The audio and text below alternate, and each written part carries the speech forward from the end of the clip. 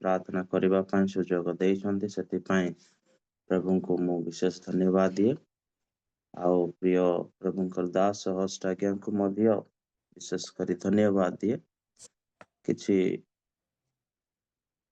ମାସ ପୂର୍ବେ ଆଉ ଆଜ୍ଞାଙ୍କ ସହିତ ଆମେ ଏଇ ପ୍ଲାଟଫର୍ମରେ ଯୋଡ଼ିକି ପ୍ରାର୍ଥନାରେ ସୁଯୋଗ मिल पारुछ एवं देउछन्ति ସେଥିପାଇଁ ପ୍ରିୟ ଦାସଙ୍କୁ ମଧ୍ୟ ଧନ୍ୟବାଦ ଦିଏ ଆଜିର ପରିଚାଳନା କରୁଥିବା ଯଶବନ୍ତ ଭାଇଙ୍କୁ ମଧ୍ୟ ଧନ୍ୟବାଦ ଆଉ ଆରାଧନାରେ ପଡ଼ିଥିବା ପ୍ରିୟ ପରିବାରକୁ ମଧ୍ୟ ମୁଁ ଧନ୍ୟବାଦ ଦିଏ ଆଉ ବର୍ଷର ପ୍ରଥମ ମାସ ଏବଂ ଆଜି ଆମେ 27 ତାରିଖରେ ପହଞ୍ଚିଛୁ ଇଏ କେବଳ ପରମେଶ୍ୱରଙ୍କର ଅନୁଗ୍ରହ ଆଉ ଏପରି ନୂତନ ବର୍ଷରେ ଆମେ प्रवेश କରିଥିବାରୁ ପରମେଶ୍ୱରଙ୍କୁ ମୁଁ ଧନ୍ୟବାଦ ଦିଏ ଆଉ ଯଦି ବି ଆମେ ବ୍ୟସ୍ତତା ମଧ୍ୟରେ ଅଛୁ ଏକ ଆର ଏକକୁ ଆମେ ଦେଖି ପାରୁନୁ ୟା ମିଶି ପାରୁନୁ ହେଲେ ମଧ୍ୟ ଆମେ ପରମେଶ୍ୱରଙ୍କର ନିମନ୍ତେ ପ୍ରାର୍ଥନାରେ ତଳି ଧରୁଛୁ ସେଥିପାଇଁ ପ୍ରଭୁଙ୍କୁ ମହିମା ହଉ जोड़ीथिबा प्रत्येक जूम रे जोड़ीथिबा मोर प्रिय परिवार को भाई भौणी मान को स्वागत करे आउ बाकी आड़ू आमे जीवा आउ बाकी पढ़िबारे आपण माने सहाय्य करिवे मो सहित यात्रा पुस्तक 17 अध्याय 8 रु 13 पद जाए भाई के बा भौणी पढ़ी सहाय्य करिवे यात्रा पुस्तक 17 अध्याय 8 रु 13 पद जाए सेई समय रे अमालेको आसी रफादीम रे इस्राएल सहित युद्ध कले तहिरे मूसा यहोशू को कहिले तुम्भे आम मान को निमंते लोक मनोनीत करी अमालेक सहित युद्ध करने को जाओ काली मु आपणा हस्तरे परमेश्वर को जष्टि घेनी पर्वत श्रृंग रे छिड़ा हेबी तो मूसा को आज्ञा अनुसार यहोशू अमालेक सहित युद्ध कले पुणी मूसा और हारण हुर पर्वत श्रृंग रे आरोहण कले पुणी मूसा अपना हस्त ऊर्ध्व को टेकी समय इस्राएल जय हेले ओ से अपना हस्त नुआई थिबा समय अमालेक जय हेले मात्र मूसांकर हस्त भारी हेला एहेतु सेमाने खंडीए प्रस्तर आनी ताहा तले रखन्ते मूसा तहि उपरे बसिले पुणी हारण ओ हुर जणे एपाखे आउ जणे सेपाखे ताहांको हाथ टेकी धरिले तहिरे सूर्यास्त पर्यंत तांकर हस्त स्थिर रहिला एणु यहोशू अमालेक को ओ ताहार लोकमान को खड्गधार रे परास्त कले प्रभुंकर धन्यवाद हो ए पुस्तक को आमे प्रायतर पढ़ी सारिथिबा या पढ़िथिबा मध्य अब एठारे विशेष घटना एपरि जे जेतेबेले इस्राएल लोक माने भार अधीनस्थ बंधन रे थिले मिस्र देश रे थिले से समय परमेश्वर से मानकु स्मरण करी मूसांको द्वारा उद्धार करी आणुछंती आउ पथ मध्यरे अनेक समस्या देई से मानकर जीवन या से मानकर यात्रा किणान देश अभिमुखे चली आउ ऊपर भाग को जदि आमे देखिबा 1 रु जदि आमे 7 पद पर्यंत सेठारे चमत्कार भावरे पत्थर रु की प्रकार पानी बाहरिला से विषय आमे देखि पारुछु से पानी पीबा पोरे इस्राएल लोक माननकु आउ गुटे समस्या आसिला ए समस्या या जे अमालेकीय माने तांकु आक्रमण करिबा पाई प्रस्तुत अछंती आउ इस्राएल लोक माननकु परमेश्वर प्रत्येक राज्य को परास्त करे से किणान देश को नहीं चालुथिला आ पथ मध्यरे अनेक परमेश्वरंको विरुद्ध रे से माने बचसा करुथिले प्रिय दासंको विरुद्ध रे बचसा करुथिले आ दास भावरे मुख्य कर्तृत्व या मुख्य स्वामी या मुख्य दास भावरे मूसा से मानकु परिचालन करी कि नेउथिले हेले मध्य मूसा से मानकु ଏହା ହିଁ ଉତ୍ସାହ ଦଉଥିଲେ ଯେ ଆମେ ନିଶ୍ଚୟ କିଣାନ୍ ଦେଶକୁ ପହଞ୍ଚିବା। ବାସ୍ତବିକ ମୋର ପ୍ରିୟମାନେ, ଏଠାରେ ଯଦି ଆମେ ଆଦି ପୁସ୍ତକରେ ଯଦି ଆମେ କିଛି ଅଧ୍ୟାୟରେ ଦେଖିବା, ସେଠାରେ କେବଳ 70 ଜଣ ମିଶ୍ରି ଦେଶକୁ ପହଞ୍ଚିଥିଲେ ଏବଂ ଯେତେବେଳେ ଫେରିଲେ ସେ ସମୟରେ ଲଗଭଗ 6 ଲକ୍ଷରୁ ଉର୍ଦ୍ଧ୍ୱ ଥିଲେ ବୋଲି ବାଇବଲ କହେ। ଆଉ ବାଇବଲ ଇତିହାସ ମଧ୍ୟ କହେ 15ରୁ 20 ଲକ୍ଷ ହେଇଥିଲେ ବୋଲି। ଏତିକି ଜନସଂଖ୍ୟା, ଏତିକି ମାତ୍ରାରେ ଗୋଟେ ଭିଡକୁ ମୂଷା ଯେପରି ଧରିକି ଆସୁଛନ୍ତି, ସେମାନଙ୍କର ଗତିବିଧି ଆପଣ ମାନେ ଜାଣିଛନ୍ତି। ପଥ ମଧ୍ୟରେ ଅନେକ ପ୍ରଭୁଙ୍କ ବିରୁଦ୍ଧରେ, ମୂଷାଙ୍କ ବିରୁଦ୍ଧରେ ବଚସା କରିବା ଦ୍ୱାରା ଅନେକ ଲୋକମାନେ ନିହତ ହତ ହେଇଗଲେ। ଧୀରେ ଧୀରେ କମ ହେବାରେ ଲାଗିଲା। ଆଉ ଦିନକର ଘଟଣା ଏପରି ଯେ ରବଦିନ ଗୋଟେ ଇସ୍ରାଏଲ ସହିତ ଅମାଲିକ ଲୋକମାନେ ଯେତେବେଳେ ଇସ୍ରାଏଲ ଲୋକମାନଙ୍କ ସହିତ ଯୁଦ୍ଧ କରିବା ପାଇଁ ଆସିଲେ, ସେ ସମୟର ଘଟଣା ମୂଷା ଜିହୋଶୟଙ୍କୁ କହିଲେ। ଜିହୋଶୟ ତାଙ୍କର ଗୋଟେ ଅତି ପ୍ରିୟ ସହକର୍ମୀ ଭାବରେ ସେବା କରୁଥିବା ଜିହୋଶୟଙ୍କୁ କହିଲେ, ତୁମେ ଆମ୍ଭମାନଙ୍କ ନିମନ୍ତେ ଲୋକ ମନୋନୀତ କରି ଅମାଲେକୀୟ ସହିତ ଯୁଦ୍ଧ କରିବାକୁ ଯାଅ। ଏଠାରେ ଗୋଟେ ଶବ୍ଦ ଆମେ ଦେଖିପାରୁଛୁ। ମୂଷା ଜିହୋଶୟଙ୍କୁ କହିଲେ, ତୁମେ ଆମ୍ଭମାନଙ୍କ ନିମନ୍ତେ, ମୋ ନିମନ୍ତେ ଲୋକ ମନୋନୀତ କରି ତୁମେ ଯୁଦ୍ଧ କରିବା ପାଇଁ ଯାଅ। ଗୋଟେ ବ୍ୟକ୍ତି ବିଶେଷକୁ ମୋ ନିମନ୍ତେ ପ୍ରସ୍ତୁତ କରି ତୁମେ ଯୁଦ୍ଧ କରିବା ପାଇଁ ଯାଅ। ଖାଲି ମୁଁ ଆପଣା ହସ୍ତରେ ଆପଣା ପରମେଶ୍ୱରଙ୍କ ଯଷ୍ଟି ଘେନି ପର୍ବତ ଶୃଙ୍ଗକୁ ଛିଡା ହେବି। ଗୋଟେ ବ୍ୟକ୍ତିକୁ ପ୍ରସ୍ତୁତ କରିବା ପାଇଁ ମୂଷା ଜିହୋଶୟଙ୍କୁ କହୁଛନ୍ତି। ଆଉ ଜିହୋଶୟଙ୍କୁ କହିଲା ପରେ ଆଉ ମଧ୍ୟ ଗୋଟେ ଜିମିବାର ଆଉ ଗୋଟେ ଦାୟିତ୍ୱ ଦେଉଛନ୍ତି ଯେ ଏତିକି ନାହିଁ, ତମେ ଲୋକ ଆମ ପାଇଁ ପ୍ରସ୍ତୁତ କଲା ପରେ, ମନୋନୀତ କଲା ପରେ ତମେ ଯାଇକି ଅମାଲିକୀୟ ଲୋକମାନଙ୍କ ସହିତ ଯୁଦ୍ଧ କର। ଦୁଇ ବିଷୟକୁ ଆମେ ଦେଖିପାରୁଛୁ। ପ୍ରଥମତଃ, ମୋ ନିମନ୍ତେ ଏପରି ଲୋକ ମନୋନୀତ କର। ଦ୍ୱିତୀୟ, ତମେ ଯାଇକି ଯେଉଁ ଅମାଲିକ ଲୋକମାନେ ଆମକୁ ଆକ୍ରମଣ କରୁଛନ୍ତି ସେମାନଙ୍କ ସହିତ ଯୁଦ୍ଧ କର। ଦୁଇ ବିଷୟ ଏଠାରେ ଆମେ ଦେଖିପାରୁଛୁ। ଆଉ ଯେତେବେଳେ ଏପରି କରାଯାଇଛି, ତ ଜିହୋଶୟ ମୂଷାଙ୍କ ଆଜ୍ଞା ଅନୁସାରେ ସେ ଯୁଦ୍ଧ କଲେ। ପୁଣି ମୂଷା ହାରଣ ଆଉ ହୁର ପର୍ବତ ଶୃଙ୍ଗରେ ହାରଣ କଲେ, ଅର୍ଥାତ୍ ସେମାନେ ଚଢିଲେ, ଉପରକୁ ଚଢିଲେ।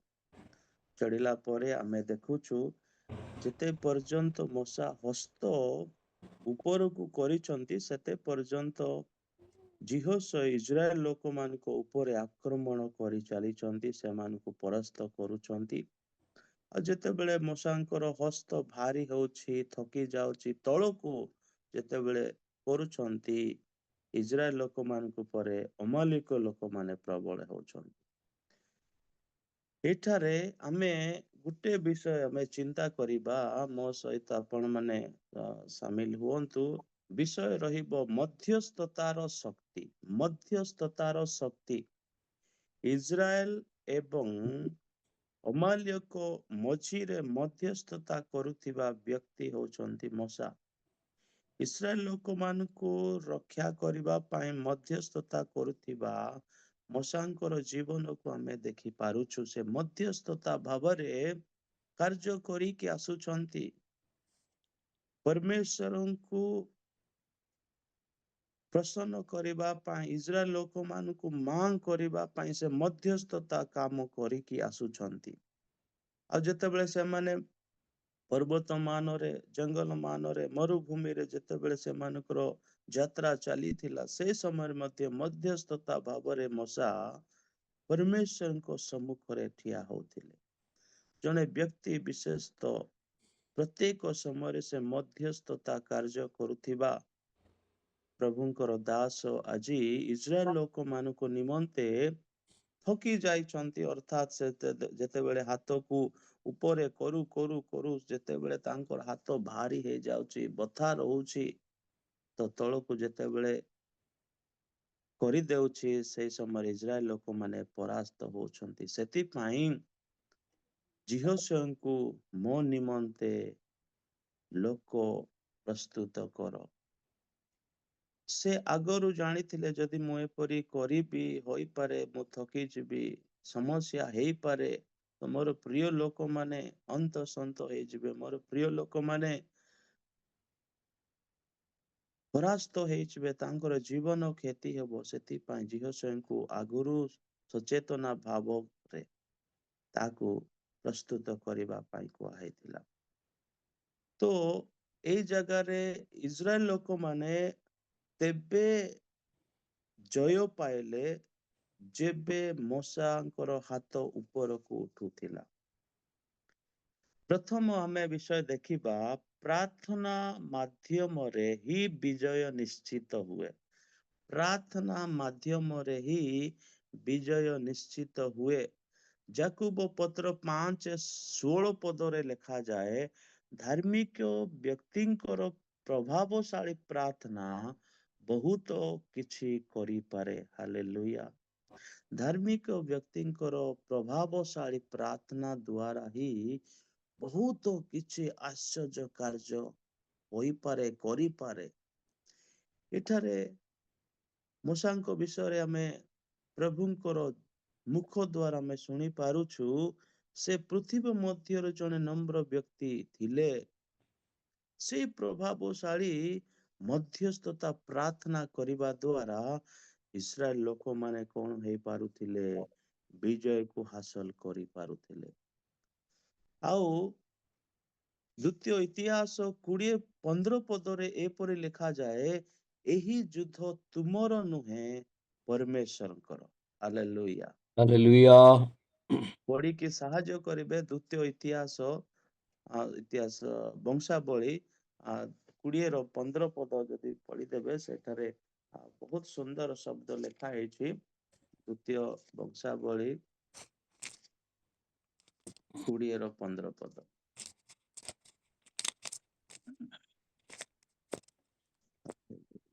ତହୁଁ ସେ କହିଲେ, ହେ ସମଗ୍ର ଜିହୁଦା ଓ ଜେରୁସାଲାମ ନିବାସୀଗଣ, ତୁମ୍ଭେମାନେ, ଆଉ ହେ ମହାରାଜ ଜିହୋଶାଫାଟ, ତୁମ୍ଭେ ଶୁଣ, ସଦାପ୍ରଭୁ ତୁମମାନଙ୍କୁ ଏହି କଥା କହନ୍ତି, ଏହି ମହାଜନତା ସକାଶେ ତୁମ୍ଭେମାନେ ଭୟ ନ କର କି ନିରାଶ ନ ହୁଅ, କାରଣ ଏହି ଯୁଦ୍ଧ ତୁମମାନଙ୍କର ନୁହେଁ, ମାତ୍ର ପରମେଶ୍ୱରଙ୍କର।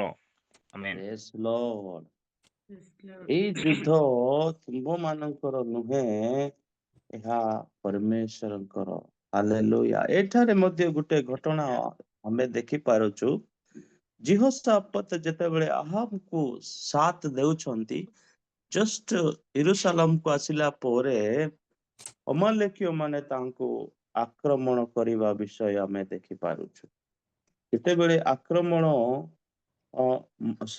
ଆକ୍ରମଣ କରୁଛନ୍ତି, ଅମାନ୍ୟ ଲୋକ ଯେତେବେଳେ ଆକ୍ରମଣ କରୁଛନ୍ତି, ଜିହୋଶାଫାତ ବହୁତ ବ୍ୟାକୁଳ, ବହୁତ ଭୟଭୀତ ହେଇଛନ୍ତି। ମାୟାବ ସନ୍ତାନ ଏବଂ ଅମାନ୍ୟ ସନ୍ତାନ ଲୋକ ଯେତେବେଳେ ଆକ୍ରମଣ କରିବା ପାଇଁ ଆସିଲେ, ଏଇ ଜନତାକୁ ଦେଖିକି ଜିହୋଶାଫାତ ଭୟଭୀତ ହେଇଛନ୍ତି। ସେହି ସମୟରେ ଜନତା ମଣ୍ଡଳୀକୁ ଉତ୍ସାହ ଦେଇକି କହିଛନ୍ତି, ହେ ମୋର ପ୍ରିୟ ମାନେ, ଉତ୍ସାହିତ ସହିତ ସେ ଜାଗାରେ ଜଣେ ଭବିଷ୍ୟତ ବକ୍ତା ଜିହୋଶାଫାତକୁ ଉତ୍ସାହ ଦେଇକି କହୁଛନ୍ତି, ଜେରୁସାଲେମର ମହାରାଜା, ତମେ ଶୁଣ ଏବଂ ସମସ୍ତଙ୍କୁ କୁହ, ଏହି ଦଳ ସକାଶେ ତମେ ଭୟଭୀତ ୟା ନିରାଶ ହୁଅ ନାହିଁ, କାରଣ ଏହି ଯୁଦ୍ଧ ଆମର ନୁହେଁ ୟା ତୁମର ନୁହେଁ, ମାତ୍ର ପରମେଶ୍ୱରଙ୍କର।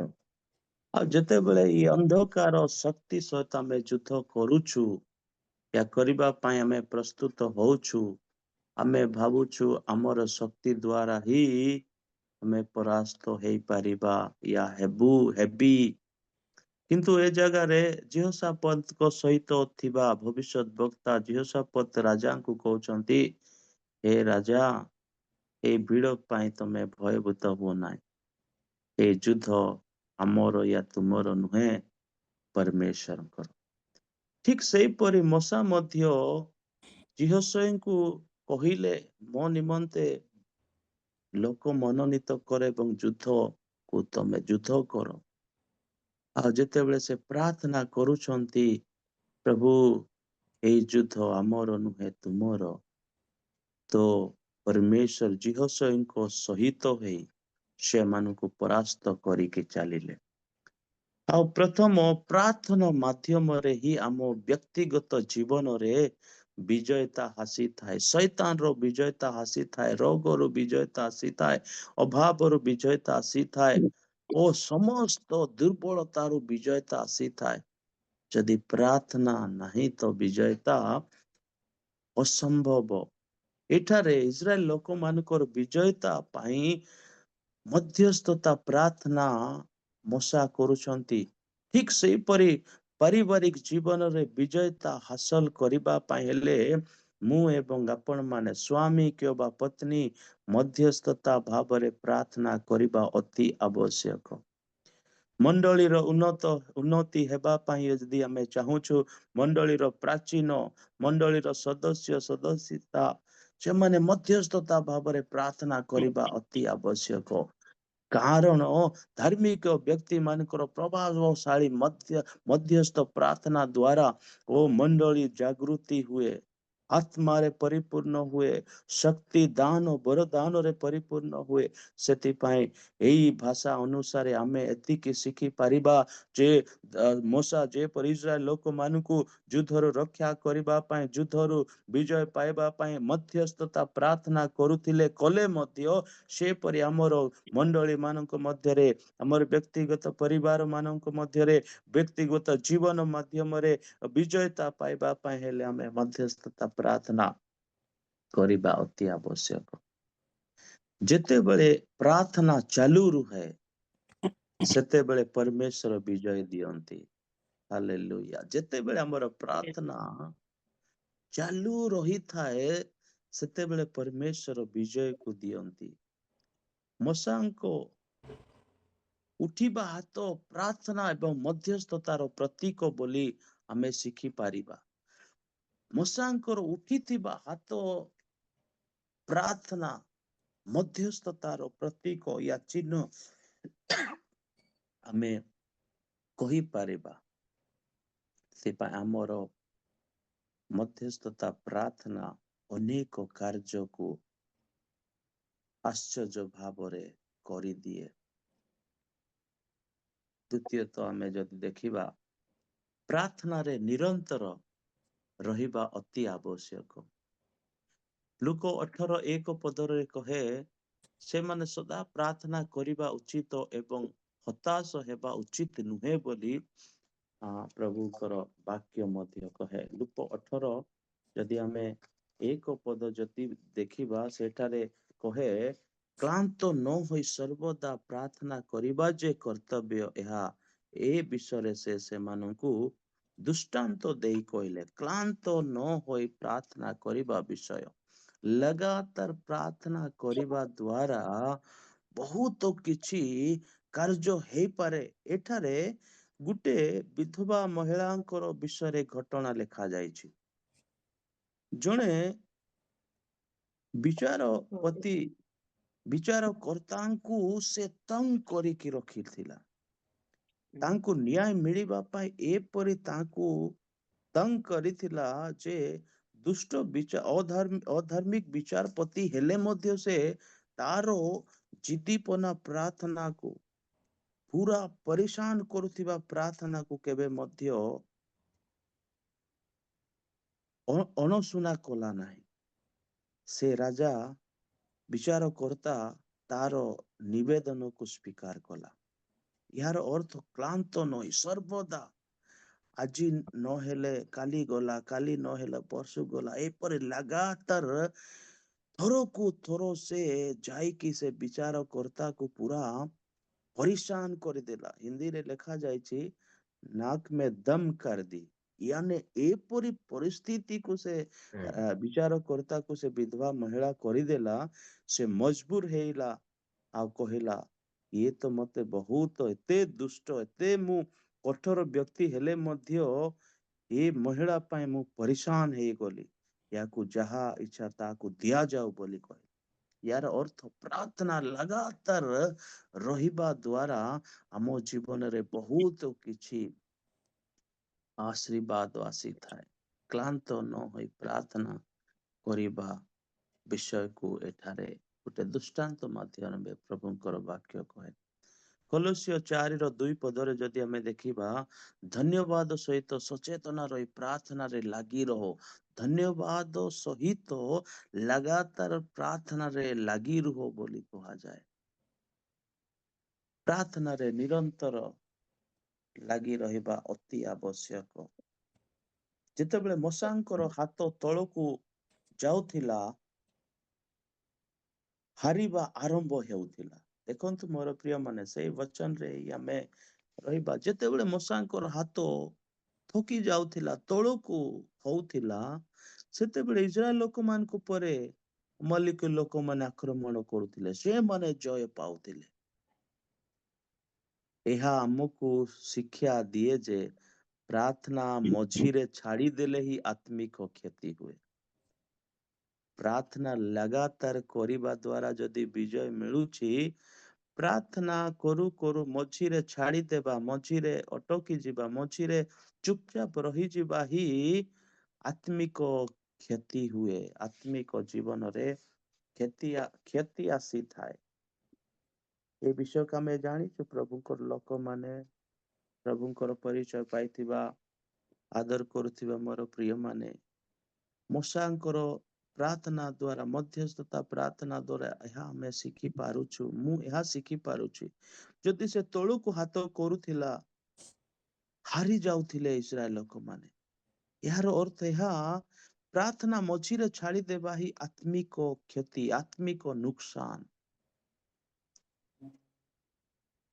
हालेलुया सेति पाई हमें प्रार्थना लगातार करिबा आवश्यक अटे सेति पाई मोर प्रिय माने जेतेबेले परमेश्वर दास मशा प्रार्थना को जोर देउथिले प्रार्थना लगातार करुथिले इस्राएल लोक माने विजय को पाउथिले जेतेबेले से हाथ को तळ को करुथिले इस्राएल लोक माने परास्त हेउथिले हारी जाउथिले सेति पाई से जगह रे मोर प्रिय माने से कार्य को संभाळिबा पाई लगातार प्रार्थना जारी रहिबा पाई हारून एवं हुर से जगह रे मौजूद अछंती एई अनुष्ठान को एई जीवन रो यात्रा को जारी रखिबा पाई हमें प्रार्थना जोधा कहा को बाछुछु जो माने कि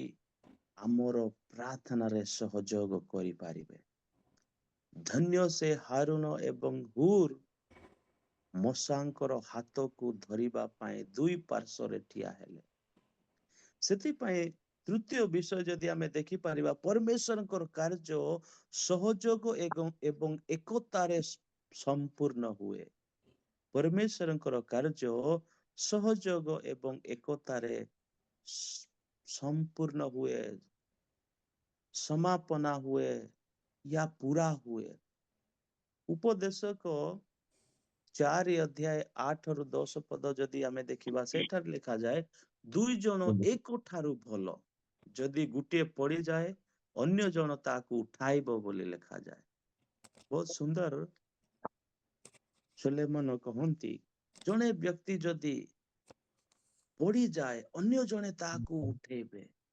उपदेशक 4:8-10 पद लिखा जाए सेति पाए परमेश्वर कार्य बाधा न पाऊ सेति पाए सहयोग एवं एकता अति आवश्यक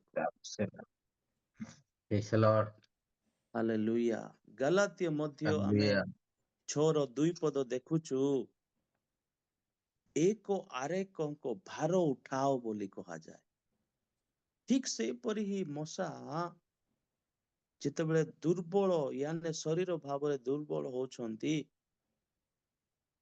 ତାହାକୁ ଗୋଟେ ସବଳ କରିବା ସଦୃଶେ ହାରୁଣ ଏବଂ ହୁର ଦୁଇ ପାର୍ଶ୍ୱରେ ଠିଆ ହେଇ ତାର ହାତକୁ ଉପରକୁ କରିକି ରଖୁଛନ୍ତି।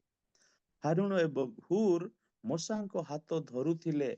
ଏହା ଏପରି ଦର୍ଶାଏ ଯେ ଆତ୍ମିକ ନେତୃତ୍ୱକୁ ସହଯୋଗ ଏବଂ ସାହାରା ଅତି ଆବଶ୍ୟକ। ଆତ୍ମିକ ନେତୃତ୍ୱ ବିଜୟତା ପାଇବା ପାଇଁ ଆମେ ଏକ ଆରେକକୁ ସହଯୋଗ କରିବା ଅତି ଆବଶ୍ୟକ। ମୋର ପ୍ରିୟ Praise the Lord. ଆରାଧନା କରୁଥିବା ମୋର ପ୍ରିୟ ମାନେ ଗୋଟେ ଶବ୍ଦ ୟୁଜ କରୁଥିଲେ। ଅନେକ ଲୋକମାନେ ଶୋଇ ପଡିଥିବେ ଆଜି ଏଇ ସକାଳ ସମୟରେ, କିନ୍ତୁ ଆମେ କିଛି ଲୋକ ପରମେଶ୍ୱରଙ୍କର ଆରାଧନା କରୁଛୁ। ଆମେ ଆମର ମଧ୍ୟ ସେଡ୍ୟୁଲ ରହିଛି ମିଶନଙ୍କ ଦ୍ୱାରା କି 5ଟାରୁ ଆମର ବି ଅନଲାଇନ ପ୍ରାର୍ଥନା ଚାଲି ରହୁଛି। ସେଥିପାଇଁ ଆମେ କାରଣବଶତଃ ଆମେ ଆପଣଙ୍କ ସହିତ ଯୋଡ଼ି ପାରୁନୁ। ମୋର ପ୍ରିୟ ମାନେ, ସହଯୋଗ ଅତି ଆବଶ୍ୟକ ଅଟେ। ଯଦି ଆମର ସହଯୋଗ ଅଛି, ତାହେଲେ ନିଶ୍ଚିନ୍ତ ଭାବରେ ଆମେ ବିଜୟତାକୁ ପାଇବା।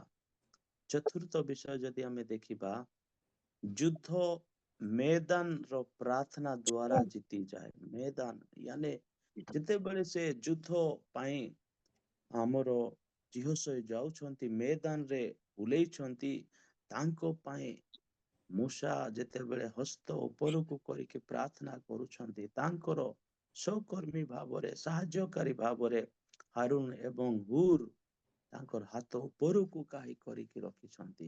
ସେ ସମୟରେ ଜିହୋଶୟ ଏକ ଶକ୍ତିଶାଳୀ ଭାବରେ ଖଡ୍ଗ ସହିତ ସେମାନଙ୍କୁ ଲଢୁଛନ୍ତି ଏବଂ ସେମାନଙ୍କୁ ପରାସ୍ତ କରୁଛନ୍ତି। ହାଲେଲୁୟା। ସେଥିପାଇଁ ଜିଖରିୟ 4:6 ଲେଖାଯାଏ, ନା ନା ଶକ୍ତିରେ ନା ବଳରେ, କିନ୍ତୁ ମୋର ଆତ୍ମା ଦ୍ୱାରା। ହାଲେଲୁୟା। ଜିଖରିୟ 4:6 ଟିକେ ପଢି ସାହାଯ୍ୟ କରିବେ। Hallelujah. Jesus thank you. Hallelujah. ଜିଖରିୟ 4:6।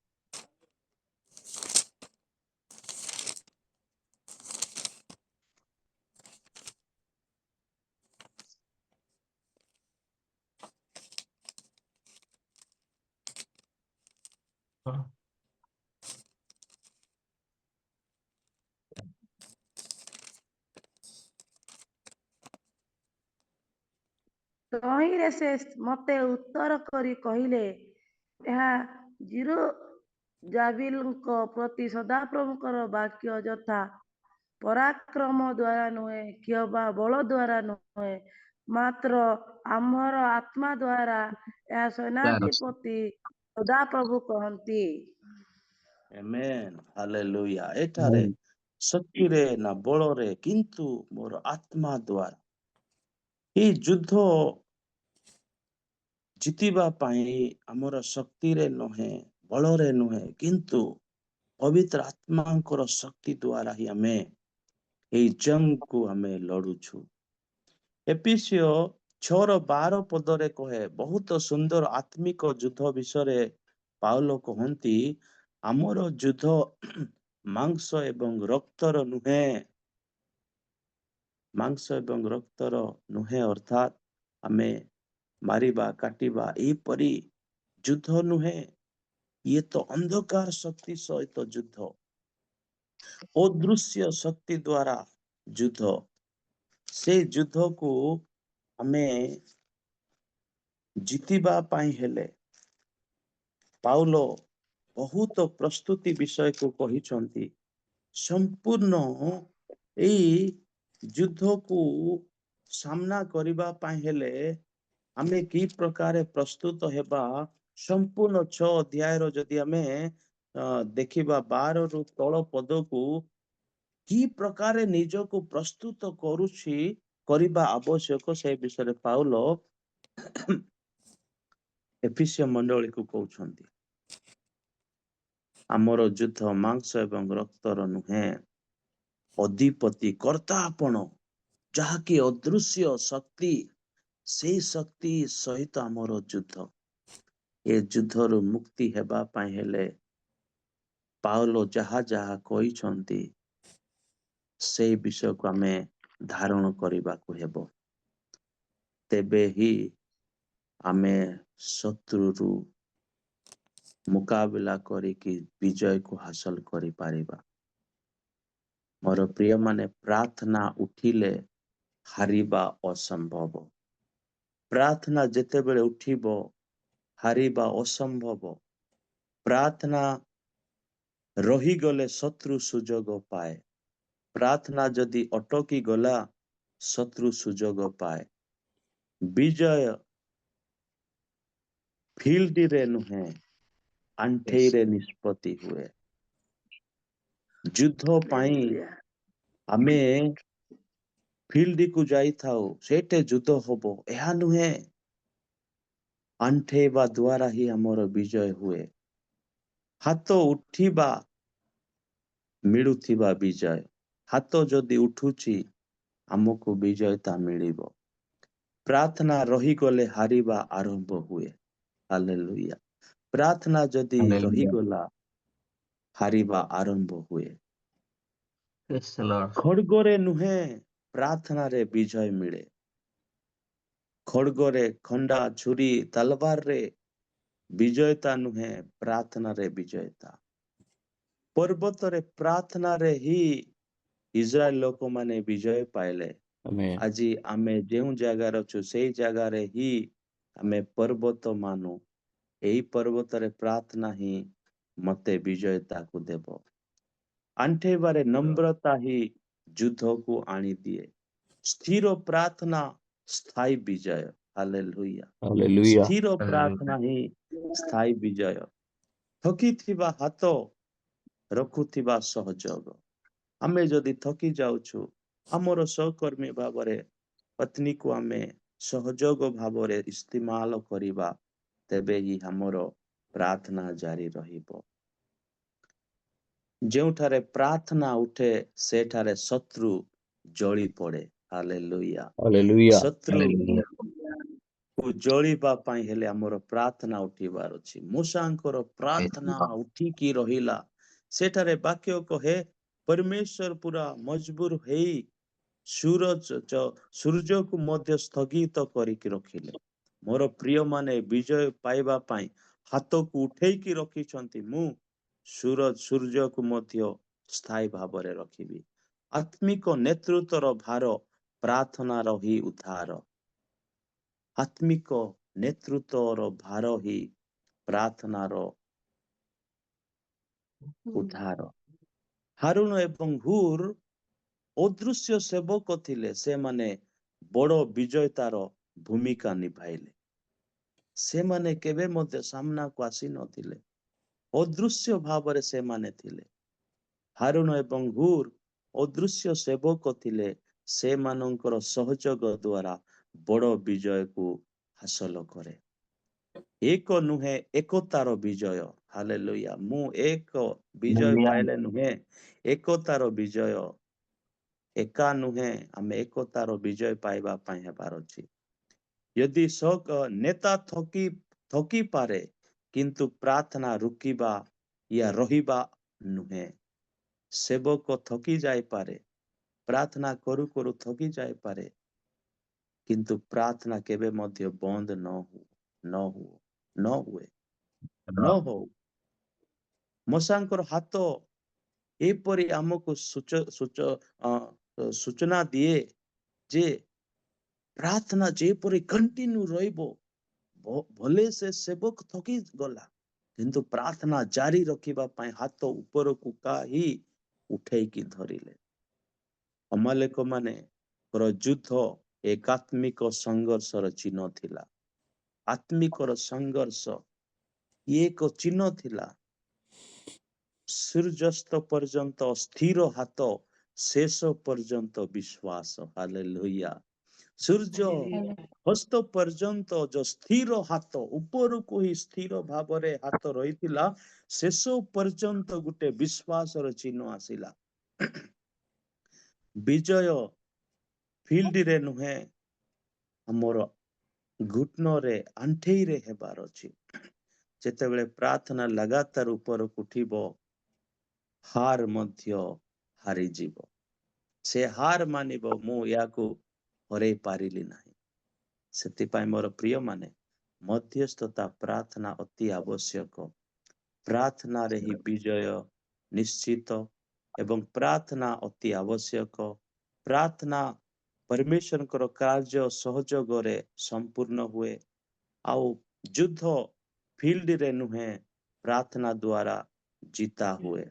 ସେଥିପାଇଁ ନିଶ୍ଚିନ୍ତ ଭାବରେ ଏହି ବାକ୍ୟ ଦ୍ୱାରା ଆମେ ପ୍ରାର୍ଥନାକୁ ଜୋର ଦେବା ଏବଂ ନିଜ ଜୀବନରେ ବିଜୟତାକୁ ଆଣିବା। ଏ ବାକ୍ୟ ଦ୍ୱାରା ପ୍ରଭୁ ସମସ୍ତଙ୍କୁ ଆଶୀର୍ବାଦ କରନ୍ତୁ। Amen. Praise the Lord. Praise the Lord.